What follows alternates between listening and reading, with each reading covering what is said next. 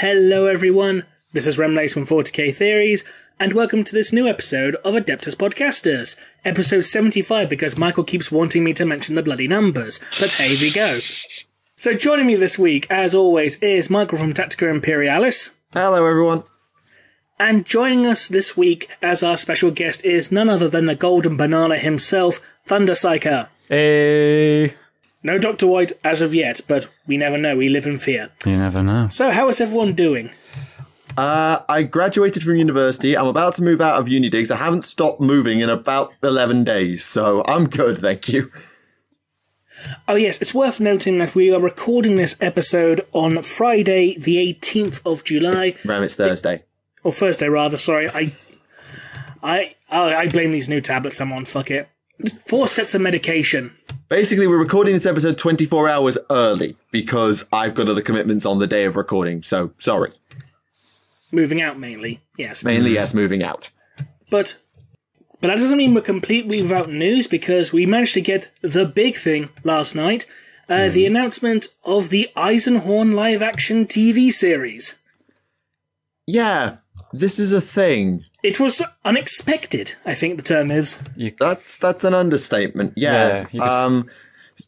So the team behind, I think it was called The Man in the High Castle, which is a Netflix, Amazon Prime sort of show. I don't keep up with these things. Yeah. Yeah. Anyway, the people who made that are making a Eisenhorn series of some description. We know it's live action. We know it involves Eisenhorn, and that's about all we know. We don't know whether it's going to be a retelling of the Eisenhorn novels, though they seem to hint that it might be. We don't know if it's going to be an original story that draws from, whether it's a prequel or a sequel. We don't know really how much Abnett's involved in the writing process, if at all. And we certainly haven't got any idea on casting. It's in a very early stage of development at the time. I mean, if it's based on the novels, I'm wondering, will it just focus on the 4 Eisenhorn novels, or will it also go into the Ravenous series, which is like a direct continuation, pretty much? I feel like Series 1 will probably be... assuming it does well and it gets multiple series, Series 1 will probably have to be completely self-contained because they don't want to sequel bait too hard in case it bombs.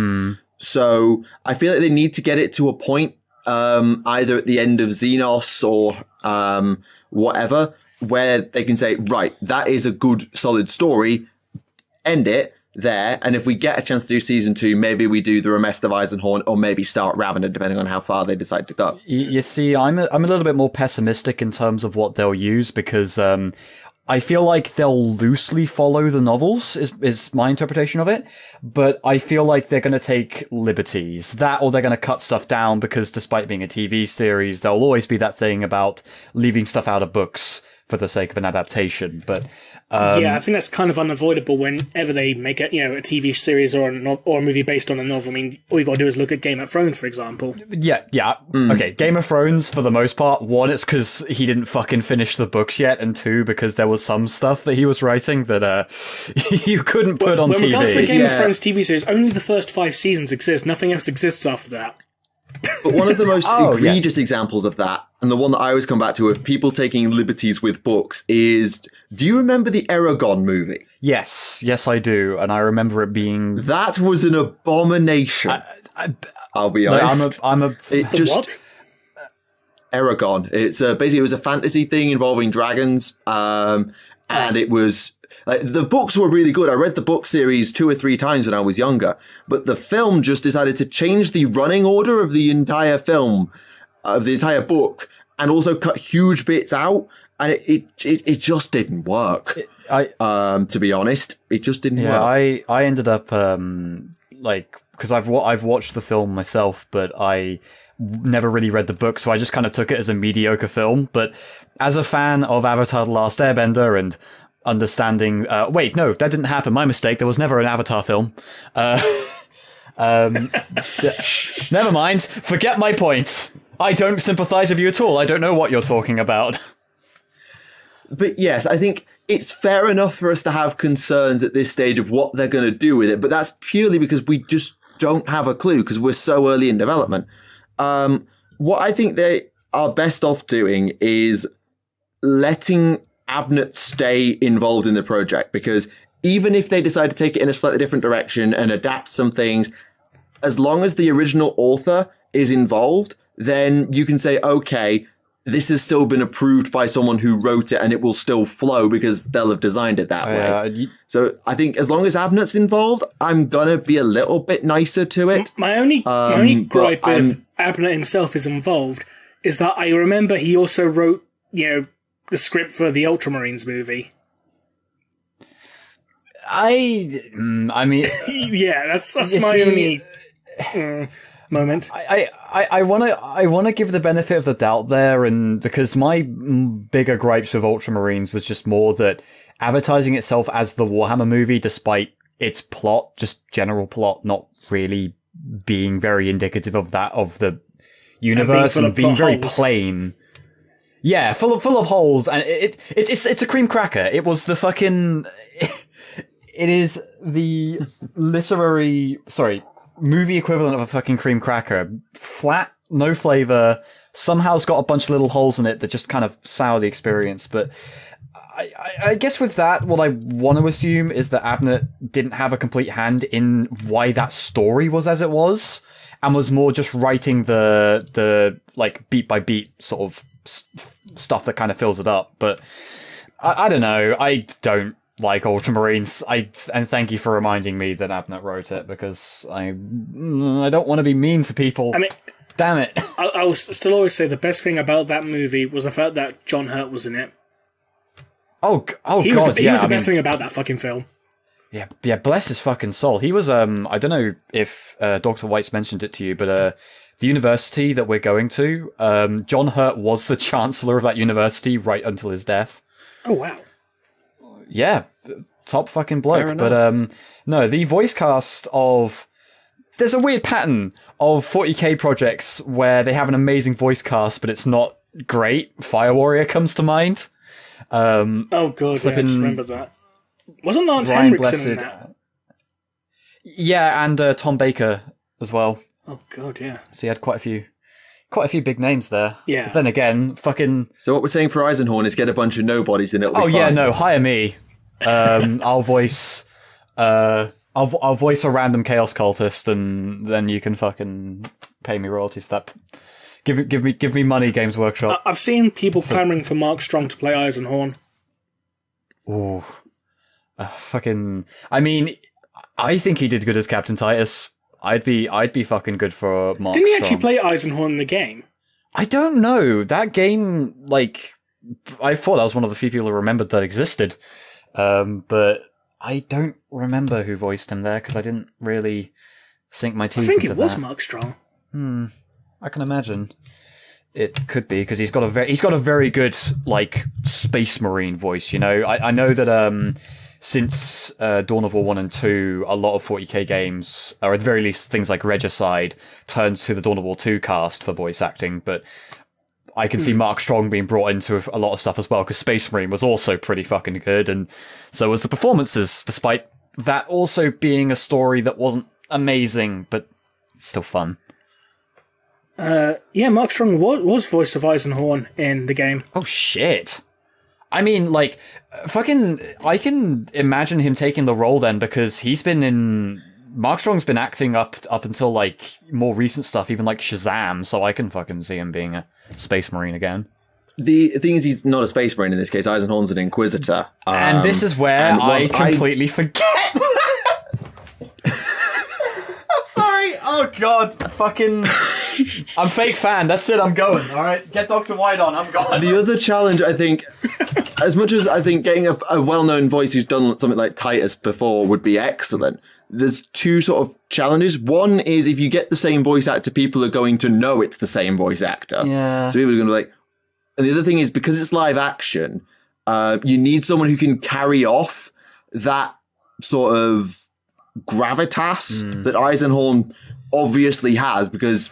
I'll be fully honest here, I've not had chance to read the Eisenhorn novels. I know, comments, calm down. I've not read the Eisenhorn novels, so I don't know who would sort of be able to carry off Eisenhorn's mannerisms in a good way, as well as being able to look the part and sound the part. Basically, we need someone who never smiles, because that's actually a caricature trait of Eisenhorn's, because he physically cannot smile anymore after being tortured in the first book. And speaking of books, I am dreading finally getting around to reading the Magos, because I have the 600-page edition, and I'm dreading that. I was like, oh, fucking hell, it's a big one. I mean, I'm sat here with Deathwatch Shadowbreaker, and that's, how many pages is that? About 470, 460 in the hardback edition. Yeah. Meanwhile, I've still got to finish Watchers of the Throne. Fuck, I'm very behind. You are very behind. Oh, I barely get a chance to read anything. I've just bought Shadowbreaker because it's got Tau in it. You and your Tau. Hey, you listen. Someone's got to do it. You don't. Hey, you who was the one here. who wrote Aun Shi the other week? Aun Shi? Yes. Oh. The Ethereal who's currently stuck in Komorra fighting in the gladiatorial pits, even though, according to all other sources, he shouldn't be. Why does a Tau in Komorra... is it pronounced Komorra now, or is it pronounced Komorra? I don't know. I always pronounced it Komorra, like Sodom and Gomorrah, so... that makes sense. I've always said Komorra, but I don't really care. Yeah, I like them both. They're both surprisingly sinister. I don't know what... You're just making me think of the MOBA that got cancelled. Oh god, yeah. What was that called? Fucking... Oh shit! This is the fucking wasn't mastermind some, question, Dark isn't Millennium Legends or something like that? It was something maybe grandiose like that. Yeah, or like Chaos Arena, or fucking Dark Pits, Black Fight Ring. Battle Boys. There we go. That was what it was called. Nintendo Squigs. Super Smash Brethren. Super Smash Boys. The Super Smash Boys. Oh, yeah. God. Yeah, but it could happen. It could be worse as well, though. But hey, it could be. How are you feeling? Like, I know you sort of. Because I think, Michael, you've got kind of a more cautious optimism towards the TV show, and Rem... Well, I'm going to be coming at it as someone who hasn't read the books, because in some ways, almost now, because I know this is coming to TV, I don't want to read the books and know I'm going to be disappointed by the TV series, because the books are 80 to 90% of the time always better, so I may as well go in blind. As a result, I don't have an Eisenhorn to compare to, as aside from what everyone says about Eisenhorn, which is just, the books are awesome, go read them, I'm not going to say anything else. So I'm going to go into it blind and be like, okay, how do I rate this as a telling of a 40k story? And then everyone else will tell me whether it was actually any good compared to the original Eisenhorn. So I guess maybe I'm allowed to be more optimistic because I haven't seen it before. I mean, sure, I can respect like a fresh opinion on that kind of thing. That sort of makes me think back to every time a friend of mine has asked, like, "Oh, I've heard this thing's really good. Should I play the first couple and then go on to this, or should I watch the first of these before seeing this?" And I'm like, "You mean you can, but." Maybe the fresh perspective would be neat because this is supposed to be an adaptation, and it'd be neat to see what your impression of it is. You know, like yeah, it's difficult because obviously with the hobby, like everything is so dense and interconnected now, and we in some ways are kind of guilty of putting the information out there for everyone to have. In some ways, that it's almost like everyone expects that everyone knows everything. And some people get a bit arsy about it. I wouldn't pin the blame on you guys. 40k, I've always come under the impression that it's the kind of universe where once people start to get into it, they will tentatively decide to look up a couple things and then gradually get more absorbed until they know everything. I knew someone for a while who, as early back as like 2014, was telling me that they felt like maybe they know too much about 40k and they're starting to get bored of it, but that ended up not happening. They got more involved with it, like, for the next following years. Because, I mean, well, that's the thing. That's one of the kind of good things about stuff like Gathering Storm and all the new stuff coming in constantly that isn't just a new model and a re-release codex, is the fact that there's now more stuff to explore, talk about, and shit like that. Even if people have mixed opinions on things. And speaking of mixed opinions, I've seen some interesting takes on what people think the Eisenhorn TV show is going to be like.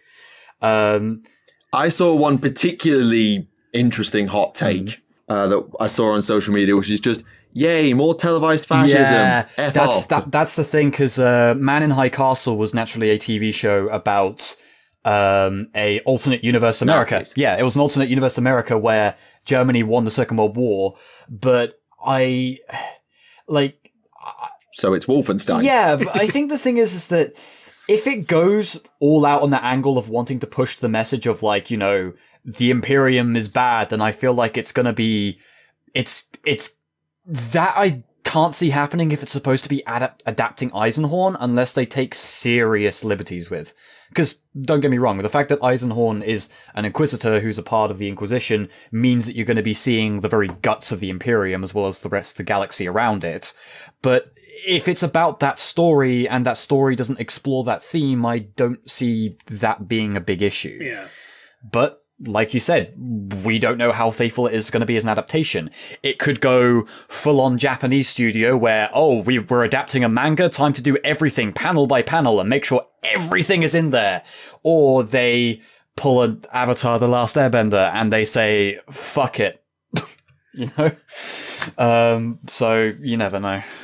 Yeah, it's going to be interesting because with the Inquisition, like, if you do a Space Marine adaptation, Space Marines, you can almost play it very safe because Space Marines can very much just be enemy equals dead, shoot stuff, that's it.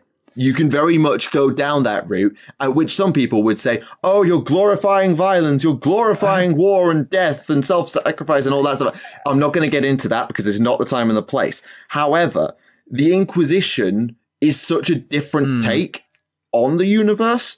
And again, I'm saying someone who hasn't read Eisenhorn, but who's read their fair share of inquisitorial stuff. The Inquisition in 99% of 40k fiction is the bad guy. Yeah. Like, even if you're telling it from an Imperial standpoint, even if you're telling it from, like, a Grey Knight's standpoint, the Inquisition are the bad guy. And they can very much lean, because I know vaguely that one of the Eisenhorn books involves a lot of internal issues with the Inquisition, I think. Yeah.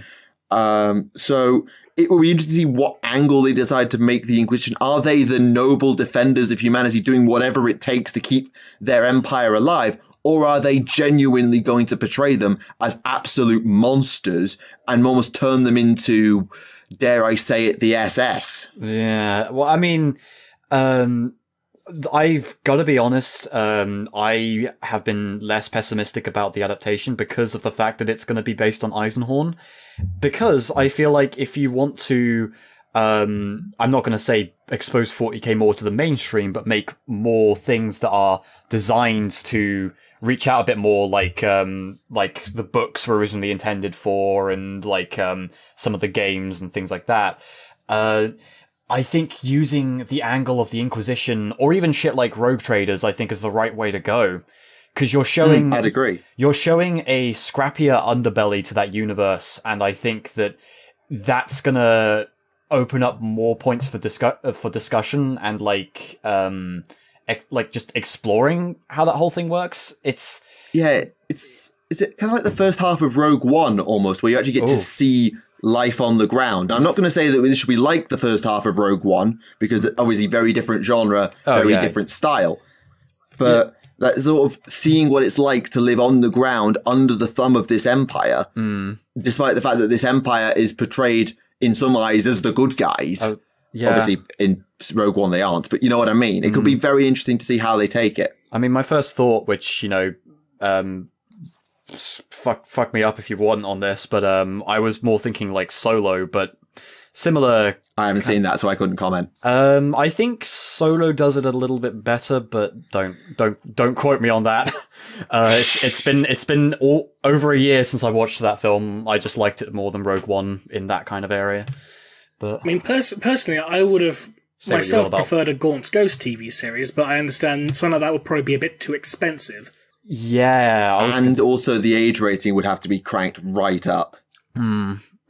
I would agree there. Gaunt's Ghost would have been great, but I can understand the practicality. I mean, could you imagine a Gaunt's Ghost TV series done in the style of, say, something like, Band of Brothers or something like that? Yeah, that would have been great. But I'm going to say that naturally because I'm a big Imperial Guard fan, but I love that angle, and Gaunt's Ghost was kind of what wanted to get me interested in reading 40k novels in the first place. It didn't help that the first book I got immediately after reading this little excerpt of Gaunt's Ghost that I got with a magazine at one point was was that the one that came with White Dwarf?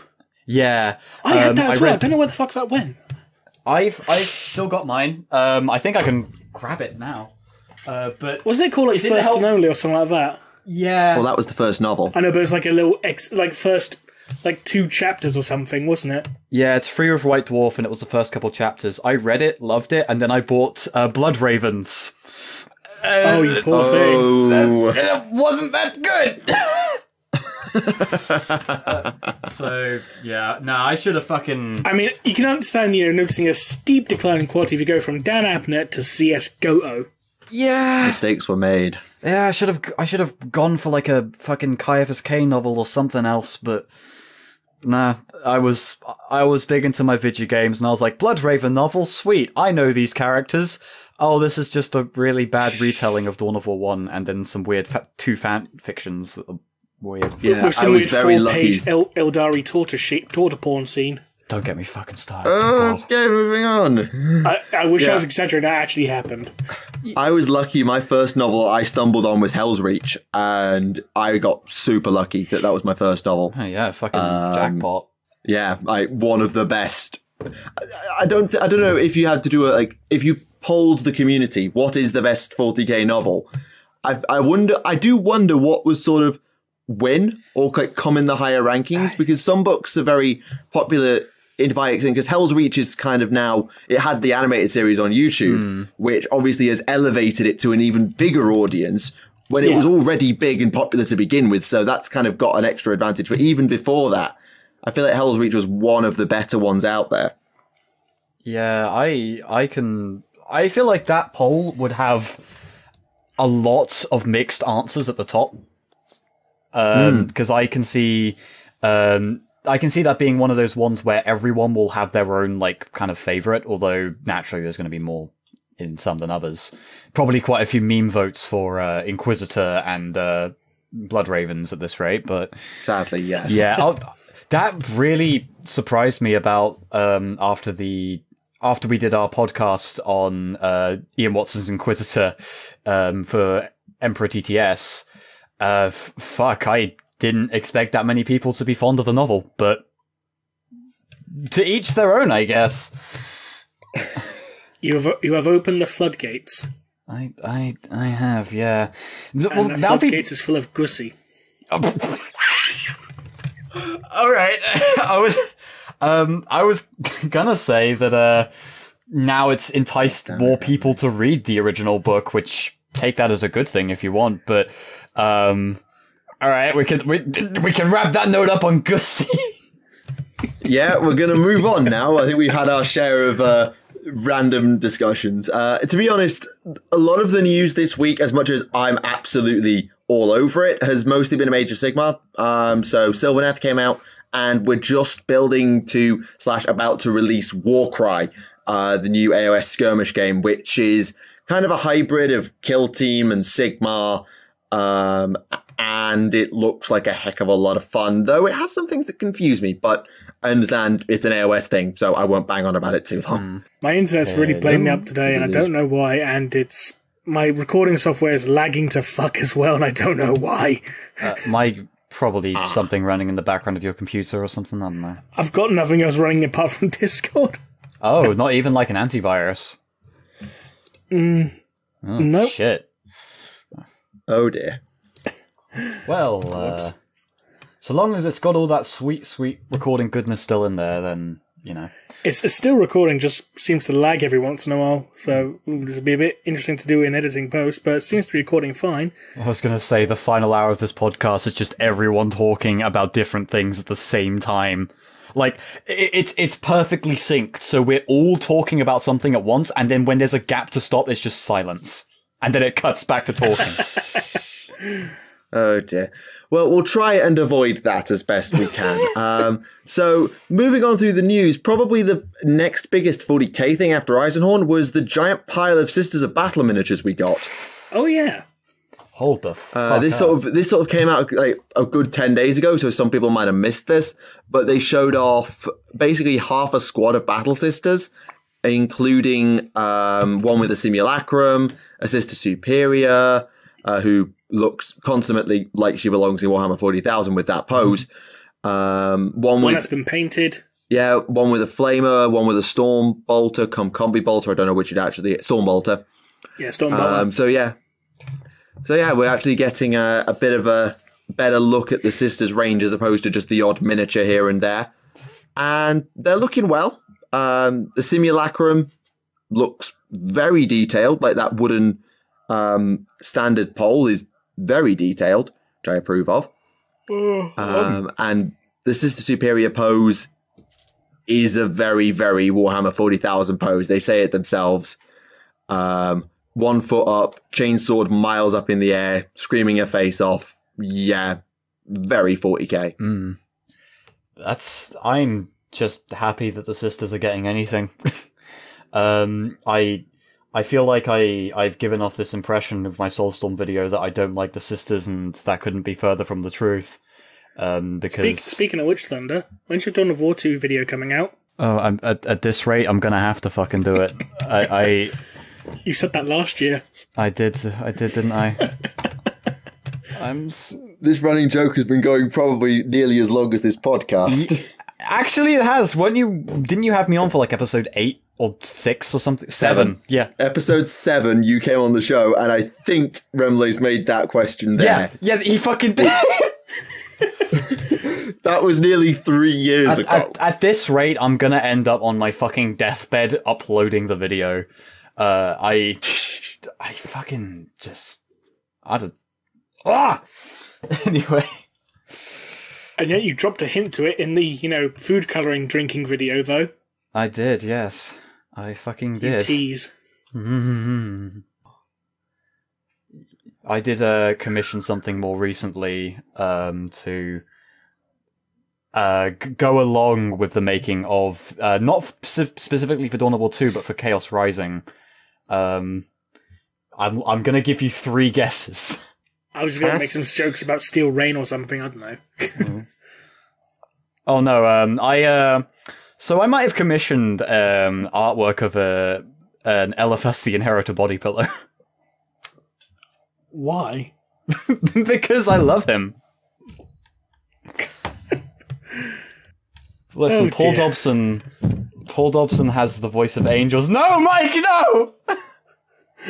Oh, Mike, I'm sorry. I want the records to show that this head desk was not caused by me for once. That's a first. I mean, it's pretty much a first. Can we get a compilation of these?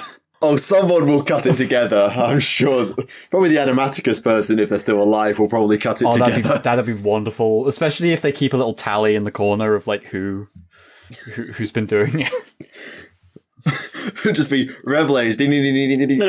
What's going to be? It's just going to be a compilation of you head desking to do the hustles. So dun dun dun dun dun dun dun dun. Oh my god! Oh dear. Do the head desk. But in terms of miniatures, since we were just talking about the Sisters of Battle, there is actually some more stuff. So if you are someone who didn't get to buy Wake the Dead, you can now buy the Spirit Seer that was in it, if you care. And we've also got 2 new start collectings. One for Primaris Space Wolves, including What's-His-Face from Tooth and Claw. So you get some aggressors, some intercessors. Good old What's-His-Face, famed hero I don't of the Space care, Wolves. he's a Space Wolf. Haldor Ice Pelt. There, fine, you happy? No. Yes, but the other one we're getting, and this is a more interesting box, is we're getting 1,000 Sun start collecting box with 10 Rubricae, 10 Zangors, and Ahriman. Shit. And this, I think, is the first time ever, although someone has probably corrected this somewhere, I'm sure, that we've had a named character, and I mean like a actual got a lot of lore and a special rule set in a book named character. Doesn't the Deathwatch one have Captain Artemis, though? Does he have his own data sheet in the Codex for Deathwatch? I think he does. True, but he was introduced specifically for one box set, and then they put him in and start collecting, whereas Ahriman is... He was around in the lore for quite a while before, because I know he was in the original Inquisitor RPG that Gav Thorpe did. He was one of the characters available in that, and I think he was also in one of the Eisenhorn books as well, I think. He was also in Dawn of War Tempest. Okay, fair enough. But Ahriman is definitely the biggest character and almost the only named character to ever get entry into a start collecting. And it's not like you can use him as like almost anything else, because unlike Artemis, who is a watch captain who looks a little bit different, this is Arzek flipping Ahriman. Exalted Thousand Sun Sorcerer. There you go. Counts as. Yeah, it's a quite heavy counts as, though, I think, compared to Artemis, who's much easier to sort of proxy, I'd guess. You're just showing your Thousand Suns bias. Oh, I'm not saying that. I'm honestly, I don't know if it's a good idea to put named characters in start collecting boxes. I don't know. I'd have rather put an actual Exalted Sorcerer on disc if you wanted that, rather than just putting Ahriman in there. I am wearing my Zeech badge in pride of this event. Oh, is that the one Caitlin gave you? Yes, because she had she got like 140 of them, didn't she, from a fucking convention? Yeah. Yeah. Yeah, no, she told me I could have taken as many of them as I wanted, because I went over to Dr. White's house, which I'm also moving into, but I'm not there yet. Yeah. Literally poured out about 90 of these fucking badges down and was just like, yeah, take as many of them as you want. And I was like, I'll take 2. I'll just go with 2 of them. I'll let you enjoy your hoard for a little bit longer. But yeah, so I've got my own little Ahriman disc now on my shirt. That sounds a bit like a euphemism. Ahriman disc. I don't want to inquire about what that would be.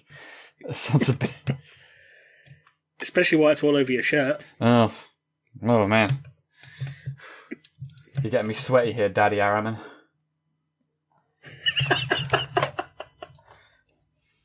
All right, let's avoid the space desk. But about having like a named character in a box set, I can kind of see what you mean about it being like perhaps a bit like it sets a bit of a precedent, I suppose, if you're going to do that. Because I guess the question is that what then beyond that? Will there be more? Does there have to be now? Because otherwise the Thousand Suns set is going to be seen as like way, way better, or at the very least like, it's way more of a big deal because they threw in this fucking character. But they put fucking Gilman in the Ultramarine starters. Like, I just think about like, oh right, here's Start Collecting Blood Angels. It contains a new model for Dante. What? Or here's Start Collecting Drukhari. Instead of a succubus, you get Lilith Hesperax. Just like, right, okay. Like, because named characters are like the centerpiece of a collection, and you're only ever supposed to have one because they're named characters. Whereas Start Collectings, I can speak personally, I bought 2 for my Tau. I'll probably be buying 2 or 3 for my Ideneth. Like, you don't want to have multiples of a named character unless you're able to do something with them to make them unique. Are they easy to convert or whatever else? And Ahriman might be, but also might not. I don't know. I don't know the kit. Well, in Ahriman's case, I suppose you could do a version where he's on the disc or a version where he's on foot. So you've got some variety and options for different games, maybe? It's called magnets. Yeah, but not everyone does the magnet thing, though, do they? True, I don't, but I just use Blue Tack. The redneck solution. This is reminding me of the 5th edition days where Assault and Black Reach was a thing, and my brother was getting so many models from people just giving him the other half of their Assault and Black Reach boxes that he had an entire squad of the Orc War Boss from that set and just made them like a squad of knobs of these identically posed orcs. Fair enough. I mean, it is a nice model, that old Orc War boss. I think I've got 2, or I certainly had 2. I think I still have 2. I've only really got the Marines of that set. So the Captain, Dreadnought, Hermes, and we nearly lost Rem. But yes, my internet is being a pain as always. Oh dear. Is there anything else on the 40k front for news? Siege of Terror's website got updated with an Imperial Palace map, but we'll be talking about Lost in the Damned in a future episode, I suspect. Not today. Yeah, I've only just started reading that today, so... So yeah, that one will have to wait, I'm afraid. So look forward to that in a future episode. Blood... Also, this isn't technically a spoiler. It's just a little bit of information from the book's second chapter. The name for Japan in 40k is Nihon, and it's part of the Dragon Nations. There you go, some interesting facts for you. in 40k? Yes. All right. Because I was going to say, wasn't... 30k. Oh, yeah, sorry, because, Oh, yeah, because fucking, the Japanese area in fantasy is just called Nippon, isn't it? Like, not even Nihon. Yes, it is. Nippon, yeah. I kind of like that when they use, like, weird or slightly archaic names for the old, Earth places, like Nova York, I love for some reason. Just because it's like, they completely reinterpreted the language into just the word Nova, and I kind of like that. It's a weirdly cool name, I guess. I'm a sucker for stuff like that. I'm sorry. Yeah, there's a few of them knocking around for the Unification Wars, and I'm sure with the Konstantin Valdor novel we'll get even more. Well, hopefully we will. I mean, Also, I don't know if this technically counts as a spoiler or not, but Jagatai Khan is happy that the siege has begun. really? And the others are like, why the fuck are you happy? Because he wants to fight, he wants it over with. Probably. Not quite that, it's more like, if we take joy, then that's a victory, because even Horus couldn't take our pride and happiness away. And it's like, for fuck's sake. That is That's so fucking cliche. Yeah, it's like, who wrote this book? Oh, it's Guy Haley, okay. No sign of the Beastman yet, though, so... You're I'll let only you on know when chapter it 2, comes give it time. I know. Yeah, so Rem's really lost at the Damned, and I, whilst trying to move house twice, will be chunking through Deathwatch Shadowbreaker on my own time. So look forward to me rambling about Tau, I suspect, in a future episode. I don't know when, because it's a long book, and I'm not going to have a lot of time, but I'm going to get through Deathwatch Shadowbreaker, and there will be much Tau, and I hopefully will enjoy it. Though later on today, I will be ranting about the Iron Hands, thanks to finishing Eye of Medusa. We will get to that. We will get to that later, yes. Can I talk about Warcry for 5 minutes, please? Yeah. Yay. You got 4. All right, fine. Warcry. So Warcry is sort of the newest game mode for Age of Sigmar. It is a kill team skirmishy type thing. We've got 6 Chaos Warbands and I think 10 additional factions in the game on launch. And it's actually quite interesting. So I looked at the how to play video, which is just a video. And it's going to be an interesting game. I don't know how balanced everything is, obviously, but the models are brilliant. I'm sure you've seen many of them. We got 2 reveals between this podcast and the last. The Unmade, who wear their own faces as belts, and they're from the Realm of Death. And the, what are they called? The Coven Lords? I've actually completely... Corvus Lords. No, that's the one from the Realm of Shadow. It's the one from the Realm of... The Cypher Lords.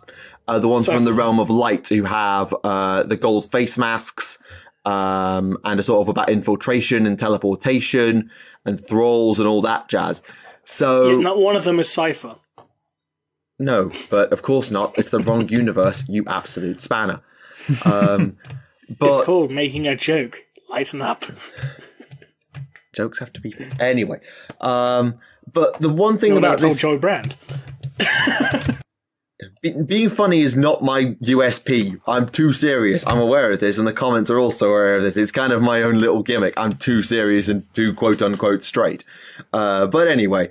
So yeah, Warcry is going to be a small-scale game. You've got little warbands.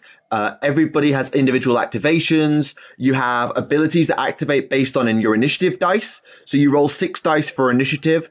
For every double, you put that aside. Every triple, you put that aside. Every quadruple, you put that aside. But every single, the more single dice you've got, i.e. they don't have like the one that's the same number as them, the more of those you have, the more likely you are to take first turn. And you've also got one wild card dice that you can use like once per game to give yourself a triple when you have a double, or give yourself the chance to seize the initiative, which is quite interesting because you use those triples and doubles to activate powerful faction abilities, which can be like smash through things, unleash beasts, deal more damage, maybe do a teleport move in certain cases.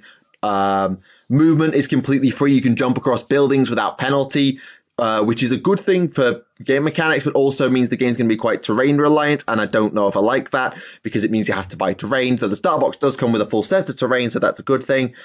Yeah, it's going to be an interesting game, and I look forward to seeing what else they do with it, though the fact they put factions that aren't the warbands in the game is a good thing, because it's more open to everybody else. So Stormcast are there, Idoneth are there, Legions of the Ash are there, Gloomspite Gits are there. There's a nice mix of armies, and I think that's all I'm going to say, because I'm going to do my own video on it, I think. So yeah, that's Warcry. If you played Kill Team, you'll probably kind of feel at home, because strength and toughness are a thing in that game, by the way. First time ever, strength and toughness is a thing in Sigmar. So it's got a bit of a fusion of Kill Team and Sigmar to it. So I'm looking forward to seeing how it plays anyway. Don't know if I'll get a chance to play it, though. Who knows? Fair enough. Yeah. Sorry, I realise it's a 40k podcast, so I just sort of flew through that very, very quickly. I mean, you know, same creators and sister universes, I guess. So, you know, that's fine. At least I'm saying that. I don't know about Rem's opinion on it. And I mean, the models are just the best. Like, have you seen some of them? I haven't seen any of the more recent ones, but I do know about the. I know about stuff as far back as like the when the dwarves started coming back in with the fucking balloons. And the dwarves were in the first warband. The Duardin from the Iron Golem. So I'll do is I'll just link you the two most recent warbands. I think that's got all the warbands actually on that page, so you can have a look at the models for yourself, because they are very, very pretty. Yes, they are. Look at that. I like those masks. They're very, very good. Yeah, you've also got people who dress up like ravens, elven, like gladiators, dudes who wear their own skin as belts, because of course they do. They're just big. They're just big old bird nerds. Yeah, there's just a lot going on with that game, so I look forward to seeing what they do with it in future. Because there's 2 more warbands coming for it, for Chaos, plus a bunch of other factions. So lots of fun times ahead. Anyway, that's me done with Warcry now. I've talked about it now. I'll make my own video on it if people really want to know more. That's okay, Doug. Is it time for me to talk about Eye of Medusa yet? I think so, yes. I got no objections. Go for it. Right, so before Brace I go yourselves. into details of anything in this book, I just want to point out that the hardback copy of the book is completely riddled with editing errors, which thankfully, from what I could see, were fixed in the ebook version, so they might be fixed in a paperback version, so your mileage may vary. Though seeing no less than 7 instances of Ferrus Manus being called Ferrus Thenos is kind of confusing. And also, the Iron Hands are complete dicks. Well, what's new? They've been dicks for a long, long time. No, this is like even more, like they've become like Ron Jeremy-sized dicks. See, he got the joke. But anyway, so according to this, the Iron Hands' way of fighting war has gone to the point where it's effectively the battlefield equivalent of the Adeptus Mechanicus' philosophy regarding technology. No innovation allowed, only tried and tested. If you're innovating on the battlefield, you are defective and irrelevant and must be replaced.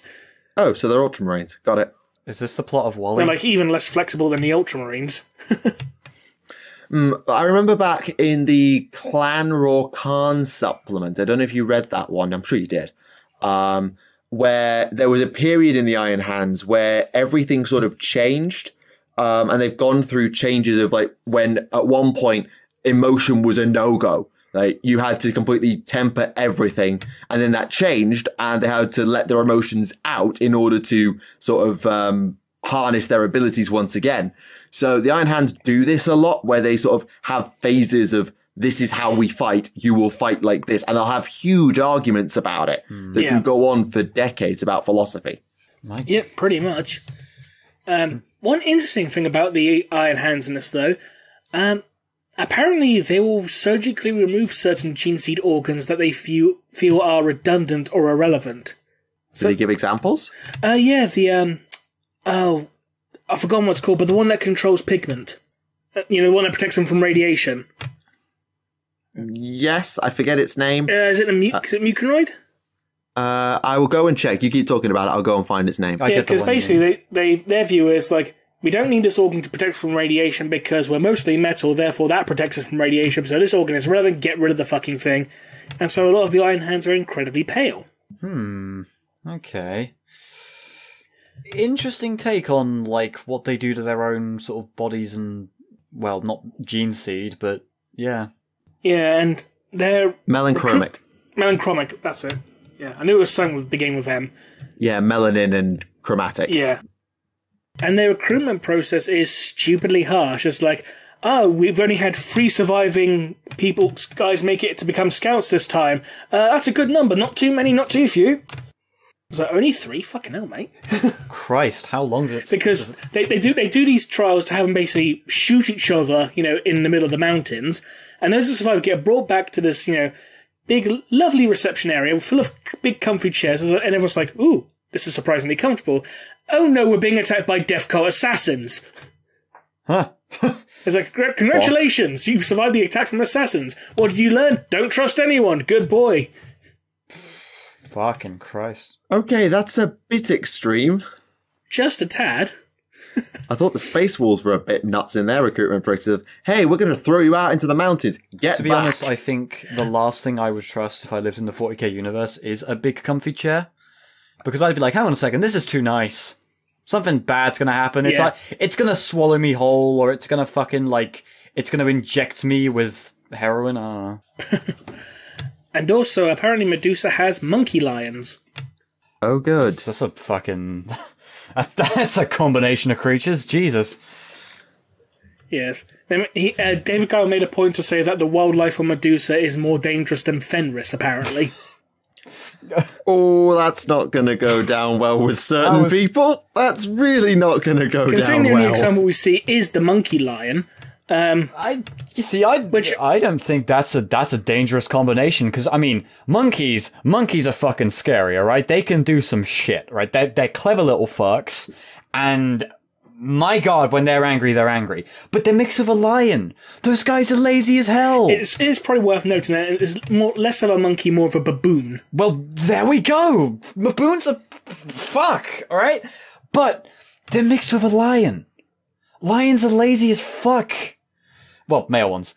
Yeah, well, if they're female lions, then okay, yeah, I can see why. They're angry and coordinated. Shit. Okay, in that... And it's about 3 meters tall. That's also an issue. Sheesh kebab. That's about 10 foot for people who still speak Imperial. Christ. And apparently, Medusa only has 1 permanent settlement, as in like an actual town, rather than everything being in a big crawler. And it's called Medusan. And no one knows why it's named after Shadrach Medusa. I was thinking that. They literally say, like, no one knows why it's named Medusan. It's like, oh, poor Shadrach. Imagine if the capital of the Earth was just called Earthen. Welcome to Earthen, everybody. Enjoy your stay. Here we got some grass, some dirt, some water. A lot of that. A nice little atmosphere. Well, unless it's 40k, then you don't have any of that shit. No, you don't. I'm pretty sure the atmosphere has got... Well, it was 21% oxygen at one point. It's now more likely about 10. I don't fucking know what's happened. Well, Terra's atmosphere turns your skin grey. Well, fuck, it's got something in there, innit? Also, it blocks out the sun, so you don't get any of the radiation you'd need to actually, catch a tan and not have any pigmentation. Yep, everyone's eating vitamin D tablets. Everyone's eating corpse starch. Yeah, that's more likely, actually. Except they can't use the pigs; they're being used to make paper. Yeah, I was gonna. Well, I mean, here's the thing: you might get lucky if you snoop around the Imperial Palace. You might find a dead rat or something. I don't know, because that's a but the custodians will just clean them up, though, won't they? Oh, yeah, that's the thing. You got to be quick. You got to be quick enough to 1, catch a rat before a custodian picks it up, and 2, quick enough that a custodian can't react to it. So you got to be a speedy boy if you want that rat meat. Can be rolling around at the speed of sound. Why did I just get a vision of a custodian doing the Freddie Mercury thing with the vacuum cleaner and all that jazz? I want to break free. Why did I just get that vision when I thought about custodians cleaning up? So is it just basically Freddie Mercury and everything, but with Kitten's helmet on or something? Oh, God. Someone's going to be drawing that now, I guarantee. Oh, because... I shouldn't have said anything. I should not have said anything. Brother Mercury has to be a fucking thing now. I'm forcing that into I'm forcing that into a TTS script, and nobody can stop me. Not even you, Alpha Abuser. Not even you. Anyway, Rem, is there anything else in this novel we need to know? There's a dreadnought that goes absolutely batshit insane. That's new. But this dreadnought was basically talking to Sergeant Stronos, who basically the guy who ends up later on becoming the de facto chapter master, though not in this book. Yeah, Cardan Stronos. Yeah, that's it, yep. I forgot the first name for a bit. Basically, because Stronos is like the only Iron Hand apart from this dreadnought who actually, thinks and has emotion, who doesn't just follow the calculations of war. You see, this actually is canonically correct with the stuff that went on in Clan Rokan, because Stronos rose to prominence because he was the one who sort of allowed and sort of commanded Clan Rokan to let their emotions go. So this actually still adds up, by the way. This is still canon compliant with what happened in the Clan Rokan supplement 2 editions ago. Though if I recall correctly, in this book he was Clan Garsak? Yeah, I don't know if Stronos was like Rokan throughout. I will go and check that because it's in I've done a video on Clan Rokan. But there's a bit near the end where the Dreadnought, who's a member of the Iron Council, he goes completely batshit insane. So Stronos, who's just a sergeant at this point, takes the Dreadnought's command signal, whatever, and because the Iron Hands never make mistakes, and now Stronos has now somehow got the rank of captain, he's like, oh, he must be a captain now, okay. No argument, because Iron Hands never make a mistake, and if they say, hang on, aren't you a sergeant? That means someone's made a mistake. Can't have that. Nah. It seems like a very easy system to, manipulate. Sounds like the invention of lying, that Ricky Gervais movie where you can just say what you want and it will be taken as correct. Yeah. Though at the end, the captain of Clan Garsa is like, what the fuck do you think you're doing? You're not a captain. Stop it. Oh dear. Oh, and there's a legless Imperator Titan in it as well that gets very upset and starts shooting everything in sight. I mean, I would be too if I couldn't walk. And Castellan robots with spiral eyes drawn on their heads. What? And cloaks made of flesh. Yeah. Slaneshi Castellan robots, because they make references to the Sapphire King, who doesn't actually appear in this book. But is in Clan Rokan again. Did you say robots? Yes, robots with spirally eyes and flesh cloaks. That sounds a little bit fucking heretical, you know what I'm saying? Yeah. What's to be expected from a Slaneshi group? But or any Chaos group to be fucking... But overall, the first third of this book was an absolute fucking mess to get through because there were so many errors, it was really hard to follow. But it does actually improve once you force yourself through that. If it weren't like riddled with editing errors, which, let's be honest, is just not putting it through a pass properly, in terms of how the book reads in that first third, if it read properly, would it read well?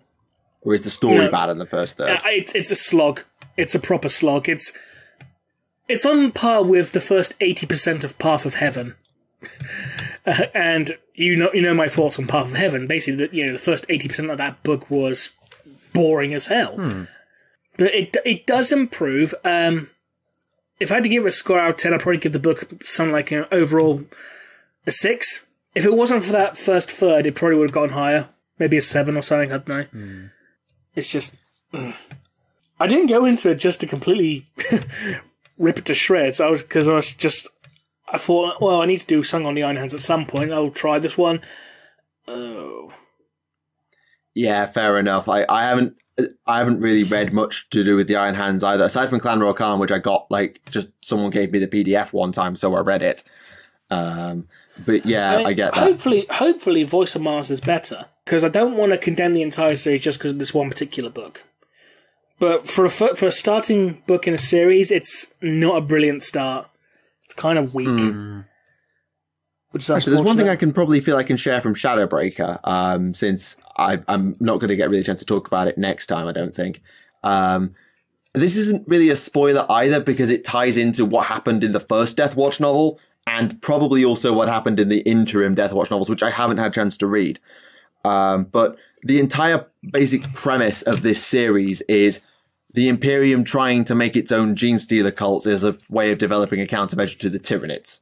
That's kind of the premise of the entire series. And the setup for Shadowbreaker is an Inquisitor has gone off the grid. She was under instruction to observe this Tau world in the ass end of nowhere. And if she found any Tau hybrids, to capture them and bring them back for study. That's the setup for this novel. I have no idea where it's going to go, how it's going to play out, or how it's going to end, but it involves gene stealer cults, the Inquisition, and Tau. It's not going to end well, I suspect. Because if there's one lesson that codex after codex and novel after novel should tell you, don't mess with gene stealers. In any sense. So you know what that means. It means someone's going to do a book saying, hey, let's try and make Drukhari gene stealer hybrids, because that's referenced in the Drukhari Codex, because a whole bunch of Drukhari go like, hey, those are some fancy looking limbs. I want some too.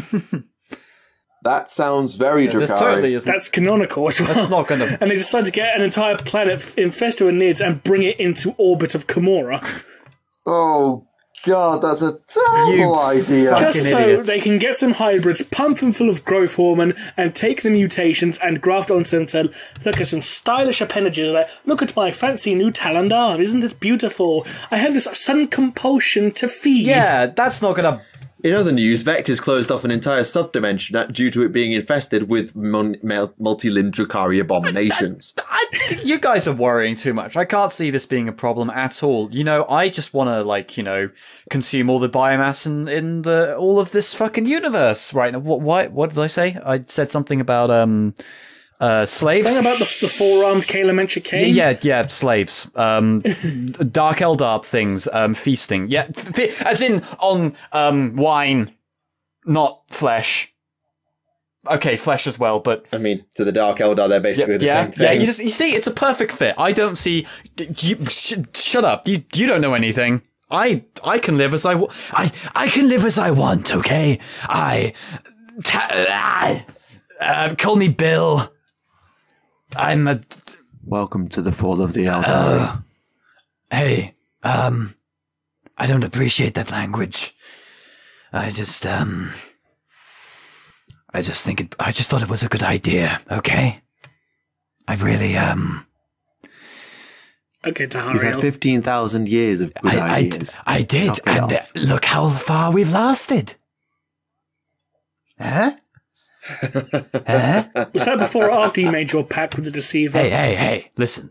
We all trip up in a couple of places, you know. Anyway, I've got a job to do, so, I'll catch you later. I'm genuinely surprised that Alpha didn't have you voice Vect in the Eldari special for TTS. Okay. Fucking, Randolph is way better than I. Oh, I'm not going to say the person who did Vect didn't do a fantastic job, because they did, but you had the track record of doing it. That's why I voiced Tyrell instead, who was another Dark Eldar from fucking Soulstorm. Yes. And then Nerina was Malice, wasn't she? She was. Yes. We had a...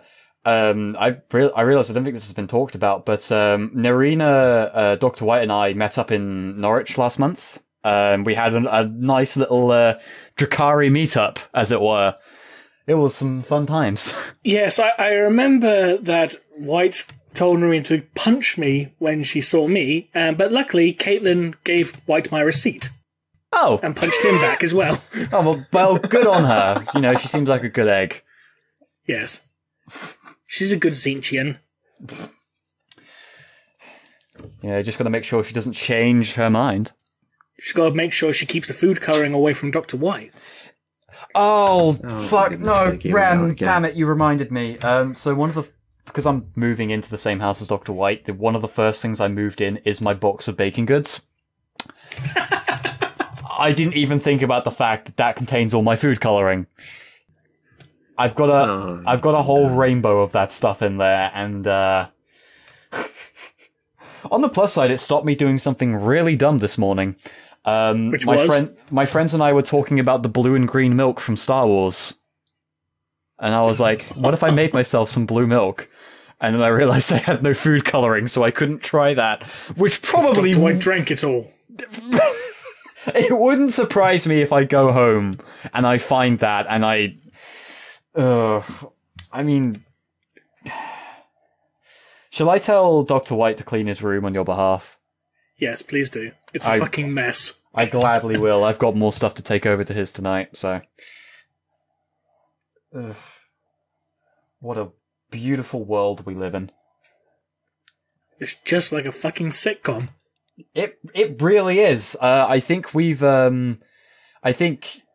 Dr. White and I have basically made the connection that he would be Kramer and I would be George. So who's Jerry then? Who's Jerry? Probably our housemate Beth. She is very Jerry. Part of me's thinking, Michael's thinking, who's Jerry? Who's Kramer? Who's Beth? Oh, has Michael never seen Seinfeld? No. That's, I mean, fair. Oh, fuck.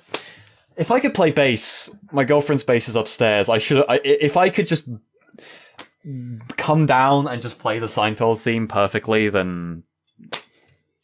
Oh, well, I've got my cat keyboard. That'll do the job. The thing is, with a cat keyboard, you're only allowed to play the theme song to Neon Genesis Evangelion, though. What about JoJo intros? I can do that. Okay, do the JoJo intro, then. Alright, let's see if I can remember this, because it's actually been a while. Sorry. Here we go. Fuck, I fucked it up. I was trying to do bloody stream. Dang it! Stupid cat! Get out of here! Dear, oh dear. Well, sorry, life in the container, it changes a man. But, yeah. Speaking of which, I need to pester Dr. White and our friend Cancer Rat to continue that podcast, because beyond this, I have not had a chance to talk into a microphone since episode 28 recordings, and that was a while ago. Still. Enough of my dumb rubbish. How are you all doing? Is it time for questions, by any chance? Yeah, I've just been looking through them just to pick somewhere to start. And I had one and then I lost it. Because that's just what I do. Here we go. Here we go. So, question. Since Forge World has now redone the Rogue Trader era Space Marine Land Speeder, what Imperial Rogue Trader era models should be brought back, if any? The Terminators with the massive shoulder pads. I mean, it's technically Epic 40,000, but the train! Oh, the land train! Yes! Yes! If you wanted something smaller scale, though, it's a weird one that comes to mind, because it's technically not Rogue Trader, it's like 2nd or 3rd edition, but I was thinking that weird Razorback that has a single las cannon and a dual-linked plasma gun. Oh yeah, that thing. That was great. It was that had rules all the way up to like 5th edition. Yeah, you could I think one of the 4th or 5th edition codexes I've got right here have like an option to buy those weapons on the point buy, which I always I think it's up to 5th that you could do it. I remember looking when I was a wee lad at my Razorback set after looking at the rules and being like, where the fuck is the plasma guns? But yeah, so that would be a really goofy but fun one to do, because I would honestly argue that that's a weirdly practical weapon to have on a Razorback. You know, a twin-link plasma gun is just good in general. It's a good heavy, anti-heavy infantry sort of weapon. But then you have a single las cannon as well to deal with heavy armor. It means that you're not funneling the Razorback into only doing anti-tank or only doing anti-infantry with a heavy bolter or something like that. I don't know. Plausibly. Honestly, though, Space Marines don't... Well, I nearly said Space Marines don't do versatility, and then I caught myself because that's rubbish. I was going to say, Space Marines are basically a walking super pocket knife, aren't they? The entire... The Space Marine army is, but like most units in particular, most units with the exception of pretty much like tactical and devastator squads, because they can take a bunch of different weapon options, are generally built to... no, I'm talking rubbish. I'm going to shut up now.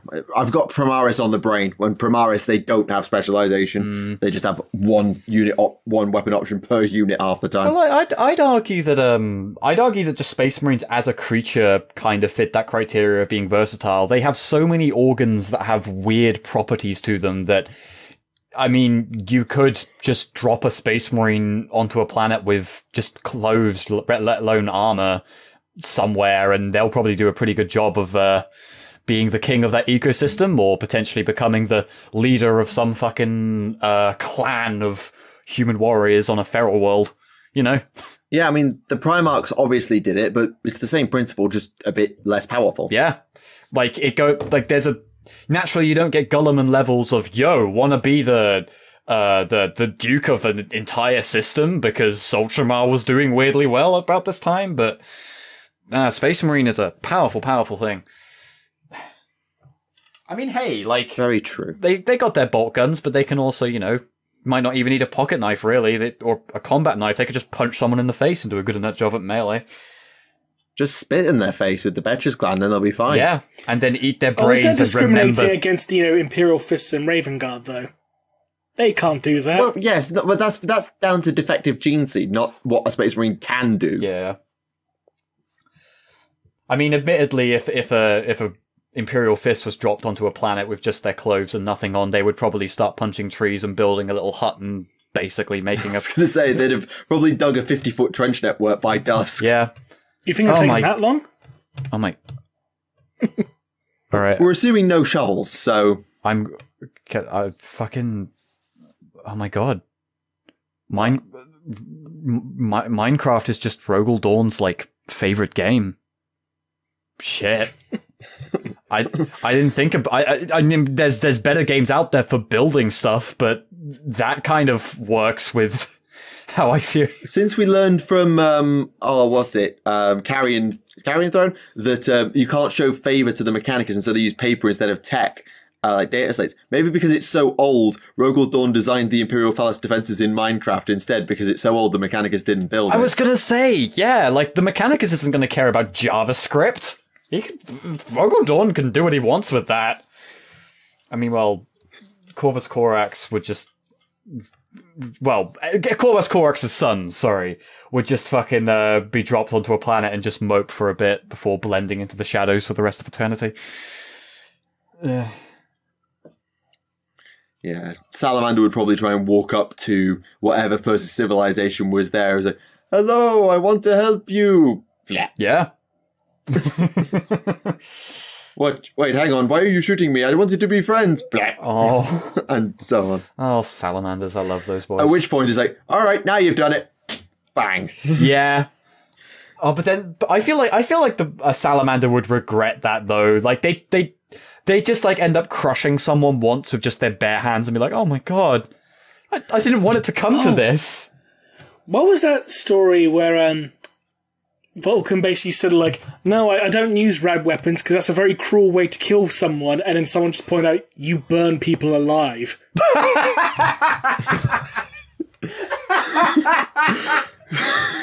What story was that? I don't know the story, That's a really good point. Even a melter gun, which would be quicker, is still very painful. Yeah, because like Vulcan and Mortarion didn't get on because Mortarion had a habit of, you know, virus bombing the shit out of things. Vulcan just firestormed places, and therefore they were left habitable afterwards. So Vulcan and Mortarion were not friends because one left to find a toxic death, and one used a cleansing firestorm. Yeah. So it's like...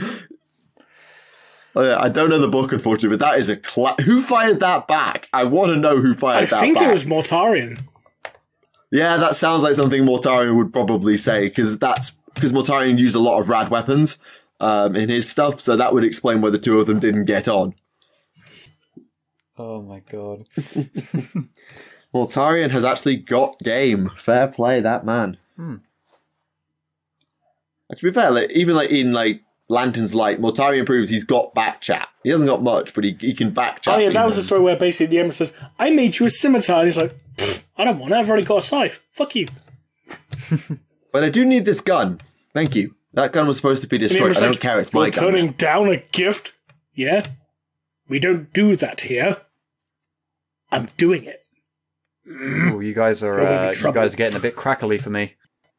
We had a double disconnect. Hello? Yeah, something happened that you went super robotic. It was like, who's dying? Am I dying? Everyone died. Just a moment. Basically, what happened was Mortarion just got hold of the connection here, and yeah. We just got scrap coded. You good, Thunder? There we go. For one reason or another, it just decided my headphones didn't exist and I couldn't hear you. Yeah, we got scrap coded. All right. Damn you, Dark Mechanicum!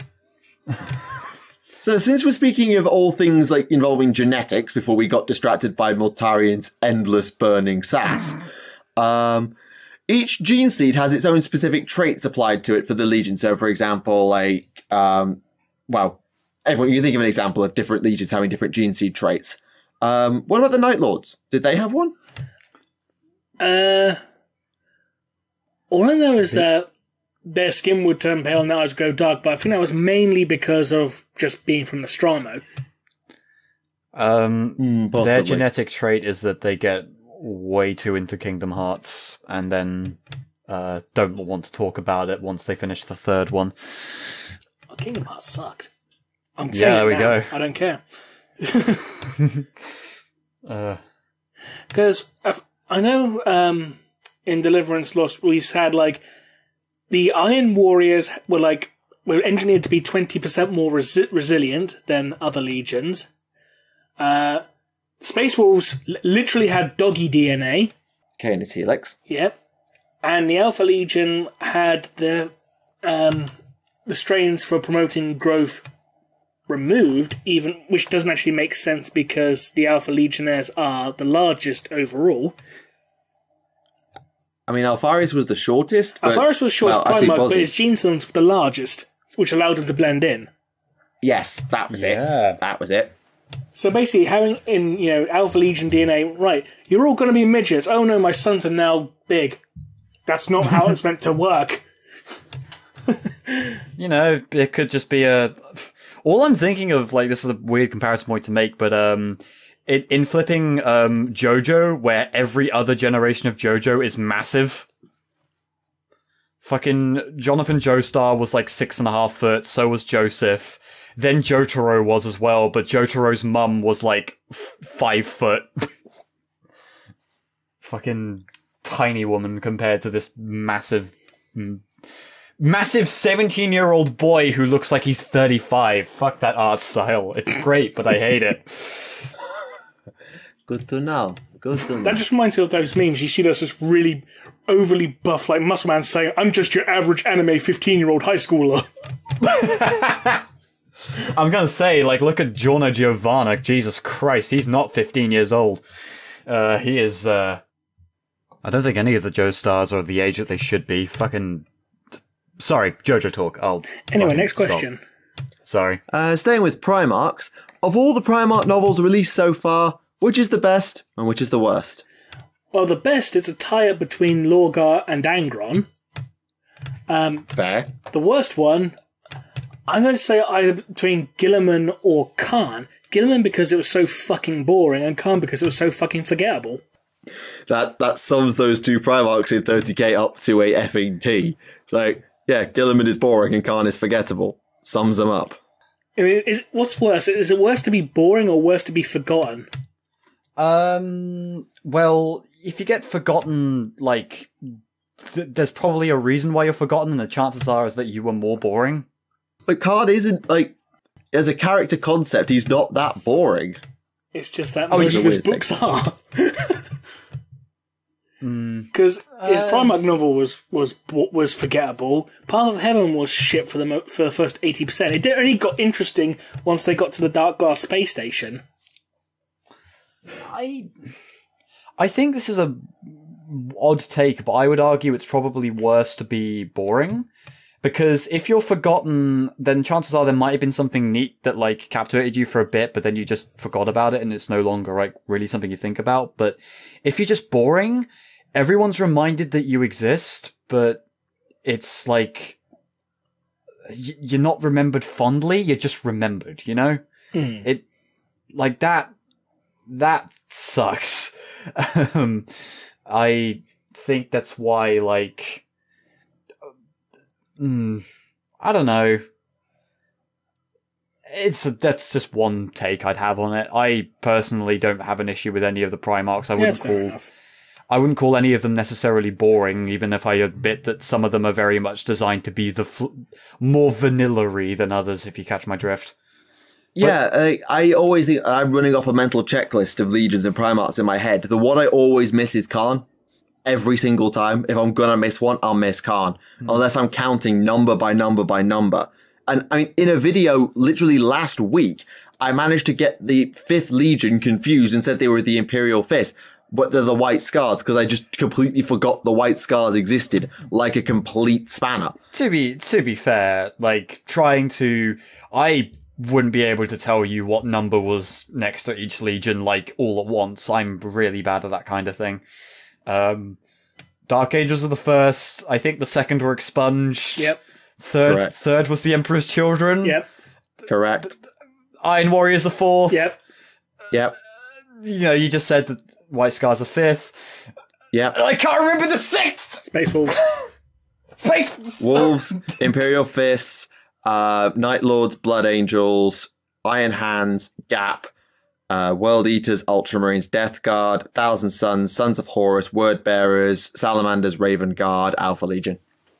I thought. Well, wait. Were the World Eaters mentioned? 12. Okay. For some reason, I had this idea that the World Eaters were one of the last. But any other questions? Yep. Quick one. The original names of the Enclave's planets, Violos, Ceres, we don't know. The first time we ever see Violos named is in Farsight Crisis of Faith, so don't know. We talked about Genestealer cults a few times today. Have Genestealer cults ever taken over or piloted a Titan? Or could they even do it? I know that one tried to in Redemption Core, but they didn't actually succeed. This was that weird cult that was half human, half orc Genestealer cult. It was weird. Yeah, obviously, like, Genestealer DNA being embedded inside the human DNA may make the machine spirit go, nope, you are not doing this, you are not vetted, get out of my machine, you are dead. But I guess it depends. I mean, if Genestealers can infect a fucking avatar of Cain, I think they can. Can you imagine, a warlord hybrid or something done like that? Oh, God. The Titan just sprouted 2 more gun arms. Oh, my God. At that point, I'd be like, 40k has gone too far. But admit. Yeah, there comes a point if a Titan is sprouting extra biological gun arms. At that point, they've jumped the shark. That's it. I would draw the line there as well. Technically, it would only be jumping the shark if it happened in a battle against the Kakarodons. You clever little scamp. God damn it. Okay, question for Remleiz. When you posted your top 10 Primarch quotes video back in 2016, the heresy was nowhere near done. When it's done, will you redo it, since there's probably been a lot more quote-worthy quotes? Oh yeah, I plan on doing another Primarch quote video at some point in the future. Is there one in particular that you can think of that would probably make the list now? Just off the top of your head? Off the top of my head, I can't really think of anything. Though I probably would add, the whole, let's be honest, the whole Conrad Kurz speech at the, before he died. Because that's kind of iconic. And I did leave that out last time. Yeah, I remember when that video came out, I really enjoyed that video back then. I think that was before I knew you. Yeah. Or I just met you at the time. That was the first time, from my understanding, any of the TTS guys ever did voicing their Primarchs and like so serious. So, because I remember Alpha said it was weird to hear, the TTS guys do their characters but serious. Yeah, like Zegrin playing it straight. And because I think there were very few Primarch voices in TTS at the time. I think there was only like Magnus and Dawn and Russ in TTS. Yeah, Magnus, Dawn, and Russ. Were they in it at that point? Yeah. Oh yeah, they were. I think. Sorry, I forget. Actually, wait. Yes, Russ definitely was. I think Dawn had just come in, or was Dawn just about to come in. The first Primarch to be revealed, wasn't he, in that show? Well, no, Magnus. he was in episode 20. Magnus was 14. Russ was about 18, I think, and Dawn was 2021. I'm double checking on that because I think that I think Dawn and Lehman are flipped, but no. Actually, yeah, maybe Lehman came in after the Inquisition was sent to the Warp. Yeah. And it may have been around the time, which I think Dawn might have just come in first. I think you're right. But yeah, Dawn is definitely, both Dawn and Russ had only just been introduced, because I remember episodes 21 and 22 coming out just before I came home from uni that summer. So that was about the right time. Who did a voice in that who wasn't part of the TTS at that time was Barabas Daimos, the voice of Gilman. And because Alpha heard his voice and said, that's Gilman. Yes, we'll have him. Though apparently he hated Gilman at the time. But he's now the definitive Gilman. Yes, quite so. I do love Barabas' voice of Gilman. That's fucking perfect for Gilman. No, I knew it, Michael. I was right. Lehman first appeared in episode 21, but admittedly, Zoran was chosen for the role of Lehman Russ a bit before that, so chances are that he might have been voicing Lehman before he appeared in TTS. I don't actually remember when he did the serious recordings. No, I don't remember exact upload dates either. Right.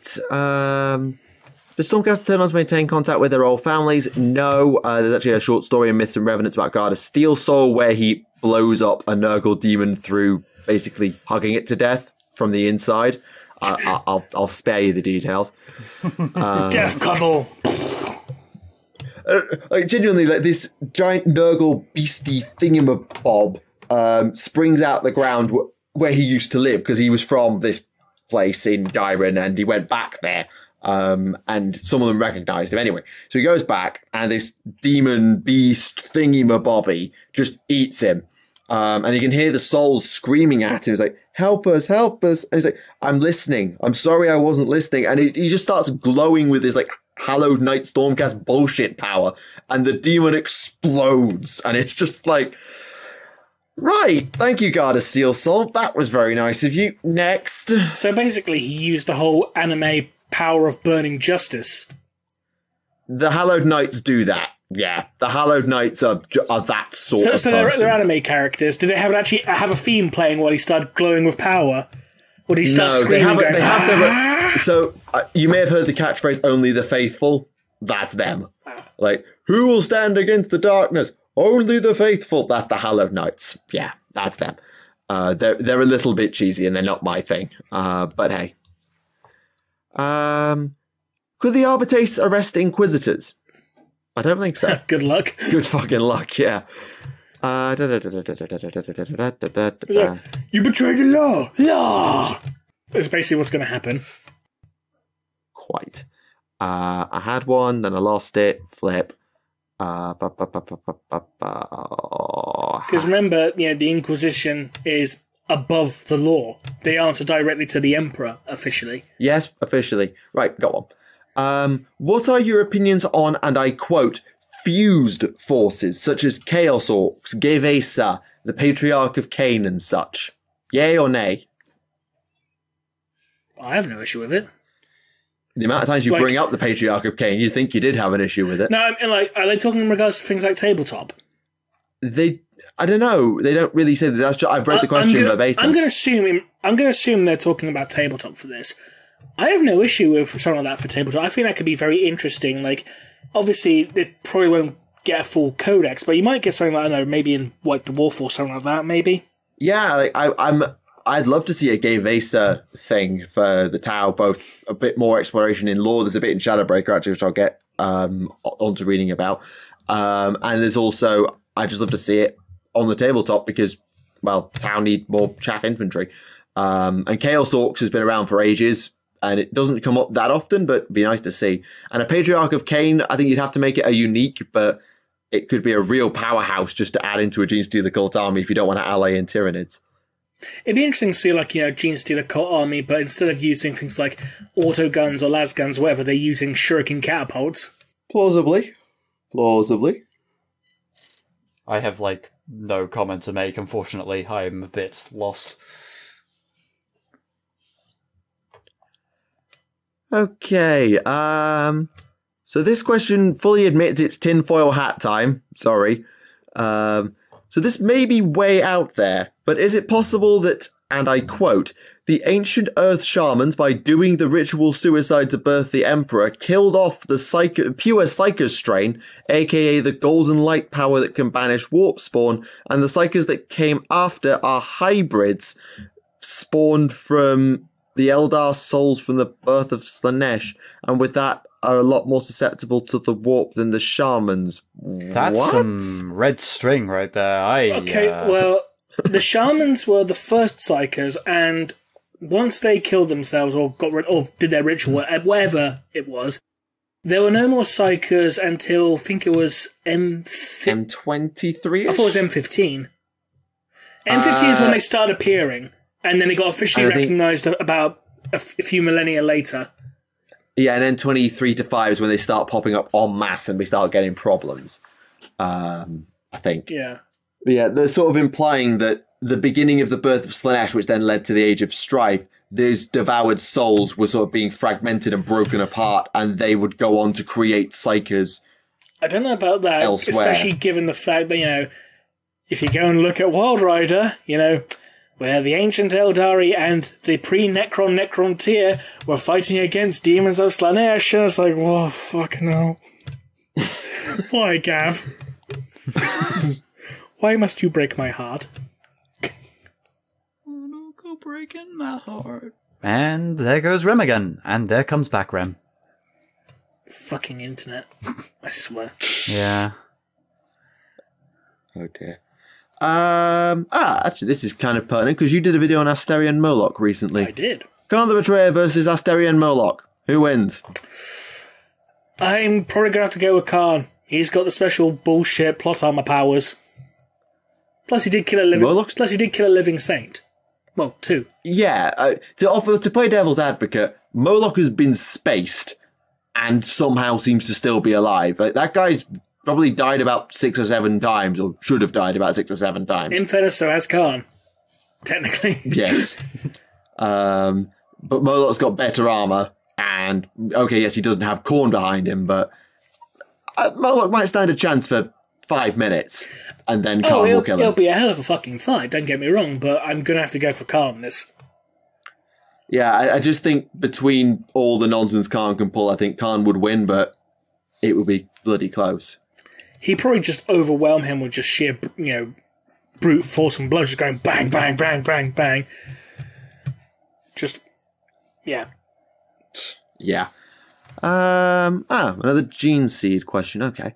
Well, sort of gene seed, sort of apothecary. So, do apothecaries make a distinction between the 2 different progenoids within an Astartes? So, would the old progenoid that was used to turn the deceased into a marine have a higher chance of rejection, for example, if it was implanted compared to the one that they grow during their own lifetime? Do they distinguish between the 2? I don't think so, no. No, I've never heard of them doing it. I think that both progenoids are effectively the same and have both an equal chance of being accepted or rejected by an aspirant's body. Because I think one's like the primary and one's just simply, the spare, as it were. Yeah, I've never heard of a case of, oh, this progenoid is newer, therefore it's better, or this one's been passed down from marine to marine to marine, but it started to go a bit dodgy because of its age. I've never heard of things like that. Plus, to be fair, new progenoid is grown out of the old progenoid. I'm assuming they just copy it to grow a second set. I think. I don't know, I can't remember. Yeah, I assume it's something like, making a photocopy of a photocopy of a photocopy, essentially. Yeah, so in all case, the new one should be just as dodgy as the old one. If not more If not more dodgy, yeah. one of those things. Okay, a malice question. This should keep you interested for 5 seconds. Is it possible that Malice cum Malal could intentionally be in hiding and therefore their scant appearance in the lore could be justified as the role of god of contradictions, i.e. because the philosophy is no gods, no masters, they keep themselves low and with just enough followers to sustain themselves until they can be summoned?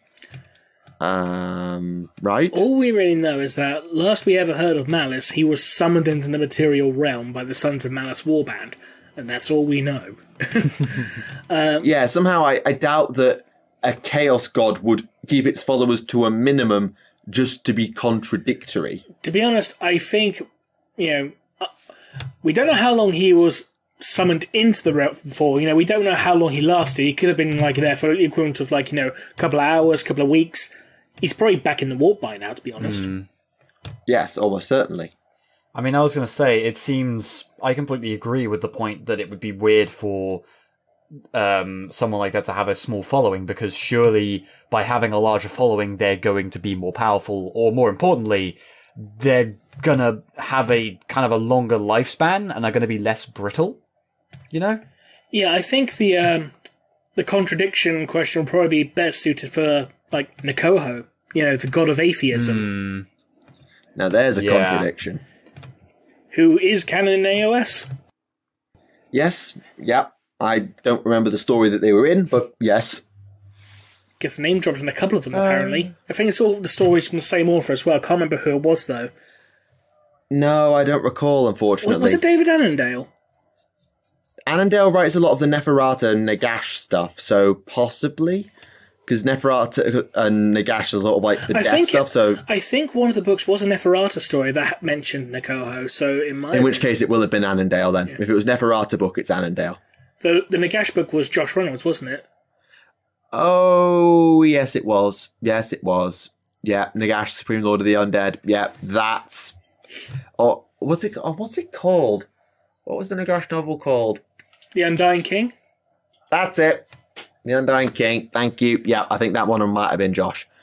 Also, sorry. I just want to, speaking of that novel as well, thank you, Disharmony, for letting me know someone who was willing to pick up the limited edition for me from Warhammer World. Thank you so much. Do you actually even have time to read Sigmar fiction?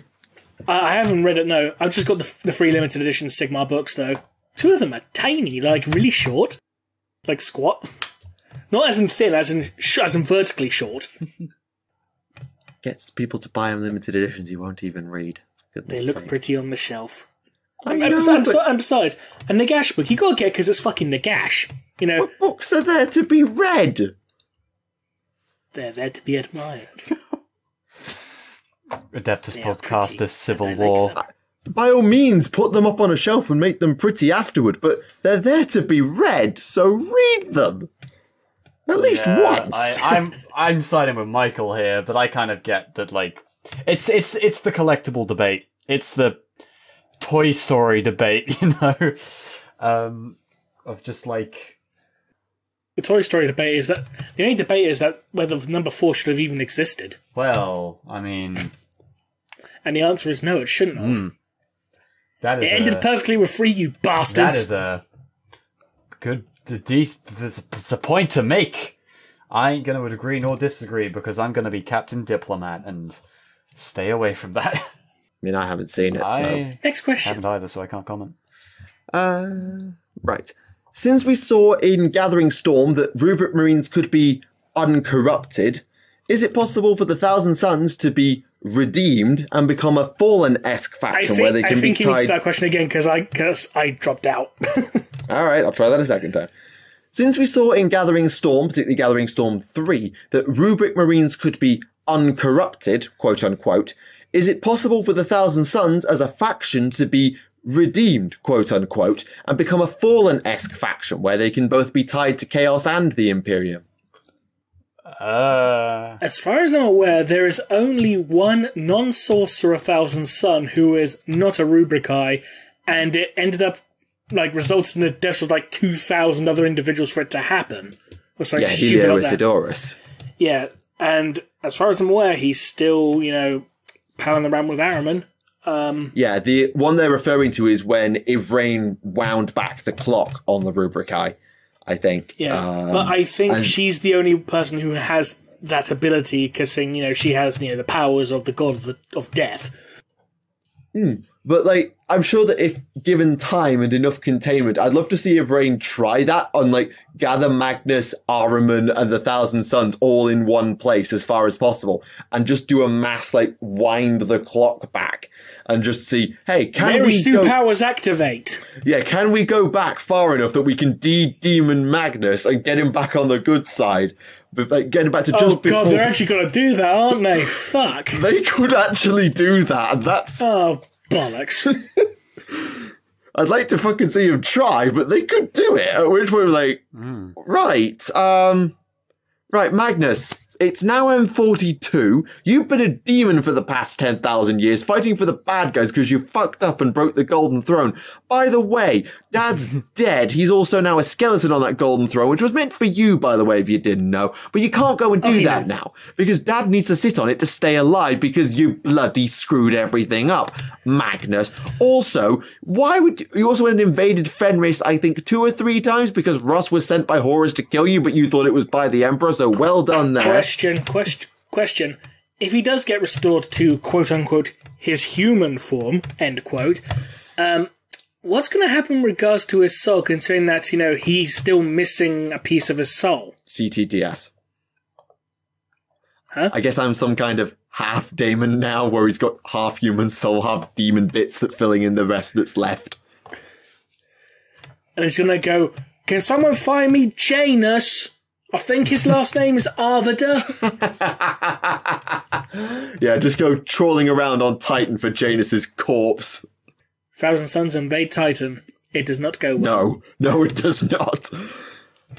If they actually do that, though, I don't know whether I'll laugh or cry if and when they decide to do that, because... If Magnus ever decides to invade Titan, I will give him props for having the balls to do it. I was meaning the whole wind the clock. I was more meaning the wind the clock back thing. But yeah. Actually, no, I'm more interested in seeing the Thousand Suns try and invade Titan now, just for the sheer balls of it. It would be incredibly ballsy. It will not end well, but it would be incredibly ballsy. Then Drago just pops out of nowhere saying, I have a hammock. Just because. Oh dear, oh dear, oh dear. Actually, has he ever mentioned anything about hammocks in TTS? I don't think so. The question was for you, Thunder. About hammocks? Yes, about hammocks. Not hams, hammocks, as in the things you sleep in. I do not remember any hammock-related media in Texas speech. I think my... There you go. That's the next random line for Drago, then, something about hammocks. Oh, right, okay. Fucking Drago. Oh, God. I feel like Drago probably sleeps in a hammock made out of his own thoughts. I don't know. That's a thing. I mean, it should be. If not, how the fuck else is he gonna sleep? Unless he doesn't, which would explain a lot. He sleeps with his eyes open. Oh, of course, because he wants to make sure he can see you coming if you wake him up. He wants to make sure that the underpant gnomes don't come along and steal his armor. Oh my god, I can imagine that happening. It's all Ian Watson, to be honest. goblins. Some fucking demon stealing Caldor Drago's armor and he just runs after them in a fucking, bathrobe or something to get it back. Caldor Drago, you wonderful mess of a marine. You see, I don't know if I'm talking about Ian Watson all along. I was about to say, I don't know if I'm talking about canon or TTS here. I feel like it could have happened in either. Yeah, that's one of the weird things. As much as Drago in TTS is played up to be this absolutely massive joke meme thing, he only was able to become the massive joke meme because Alpha had the canon. Because the canon gave Alpha the material. Yep, art imitates life, and life imitates art. I'm going to carve my master's name into your heart with a chainsword. You demon who is... Yeah, it's just... That's canon, yeah. Oh, Drago. I wonder. Okay, did anyone else notice that his plot was basically, Samurai Jack? Didn't even name any candidates. Just Samurai Jack. He would win. I'm saying that the plot, Drago's story is basically Samurai Jack. It's like, what was the name of the villain from Samurai Jack? Oh, Aku. Basically, Aku is Makar. Instead of being sent back through time, he's been bashed into the warp. It's like, now he must try and find his way home. Because I, the dread demon Makar, have banished Khaldor Drago into the warp. I was going to say, do you reckon Khaldor Drago has met Jack Draco at some point? They're related. Draco. Yeah. Yeah, they're related. Yeah, they're cousins. Yeah. Yeah, that's how it works. That's exactly how it works, yes. But and then they swap places, so you have Khaldor Draco and Jack Drago. Well, that's because... I'm an Inquisitor now! Because fucking... Gussie! Khaldor Drago would make a great Inquisitor, because he'd just be perfect for the job. He'd probably act with the same amount of impulse. At the very least for... And then you'll see Grim and say, that's the tiny man who's living in my beard. He has a beard of his own. I mean, Jack Draco disguising himself as Khaldor Drago would make him an even more secret Inquisitor. Oh, I hate that word. Secret Inquisitor. You fucking... Ian, what do you think an Inquisitor is? Not very subtle. A Monty Python reference, apparently. Not subtle, yes. But secret... Yeah, no, they're gonna be secret, because that's the point of the Inquisition. When an Inquisitor shows up, you bloody well know an Inquisitor has showed up, because collectively the planetary authorities crap themselves and everybody notices. Yeah, but you don't know that. In fairness, not all Inquisitors tend to announce their presence or dress as ostentatiously as the others. I was gonna say, yeah. Some just... Because, in fact, in the first Eisenhorn book, you had, the planetary governor going, what the fuck are you doing? I'm going to get the Artemis to arrest you. And he just flashes his rosette and he's like, oh, fuck, it's an Inquisitor. Oh, yeah, some Inquisitors do subtle, but, again, this is just probably the fiction I've read. Almost every time the Inquisition comes up, they very much lean into the fact, we are the Inquisition to get what they want. I guess I was thinking more in that they don't tend to announce themselves before they arrive. They do once they have. Oh yeah, they just show up. It's like, we are the Inquisition. Brace yourselves. Except for him, he's part of the Secret Inquisition. Yeah, no one knows about them because because they have a squat and a fucking navigator literally called Google. Nobody expects a Secret Inquisition. Nobody expected that book to be what it was either, but no one expected so many people to enjoy it either, apparently. Well, who knows, Ian? Maybe this is my next movie.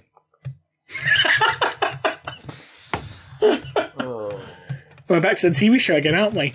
I was about to say, I did see that comment being left on the fucking on the news. It was on Twitter for one of the articles written about it, where someone just posted, "Who knows, Ian? Maybe this is my next movie," and the only reply was just lowercase Gussie. Oh dear! Oh dear! Oh dear! That's very bad. What a wonderful world we live in. Enough about Ian. It always comes back to Ian.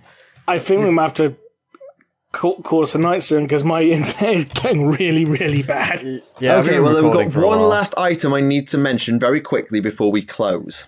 Okay. So next time. You ask us to do this.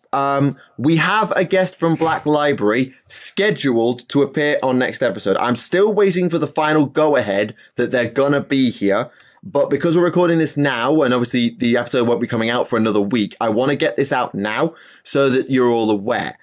Next episode, assuming everything goes to plan, we will be having David Geimer on Adeptus Podcastus.